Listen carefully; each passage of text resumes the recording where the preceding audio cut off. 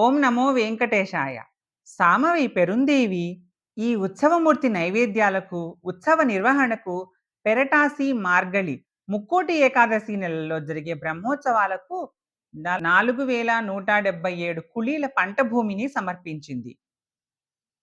ఈ దాన శాసనం చివరలో ఎన్ ఇత్తన్మం ఇరక్షిపార్ శ్రీపాదం ఎన్ తలై మెలదు. ఈ దాన ధర్మాలను కాపాడే వారి శ్రీపాదాలను నేను శిరసావహిస్తాను. దీనిని శ్రీ వైష్ణవులు రక్షించుదురుగాక అని కోరింది.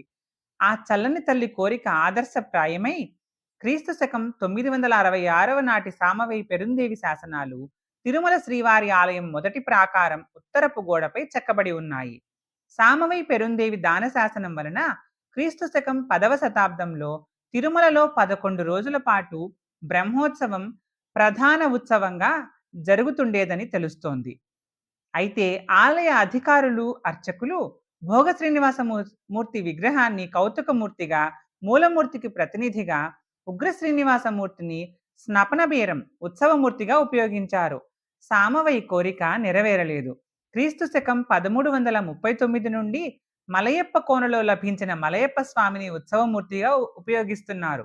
ఇప్పుడు శ్రీదేవి భూదేవి సహితుడైన మలయప్ప స్వామికి నిత్య కళ్యాణోత్సవాలు, ఇతర ఉత్సవాలు, బ్రహ్మోత్సవాలు, ఊరేగింపులు జరుగుతున్నాయి.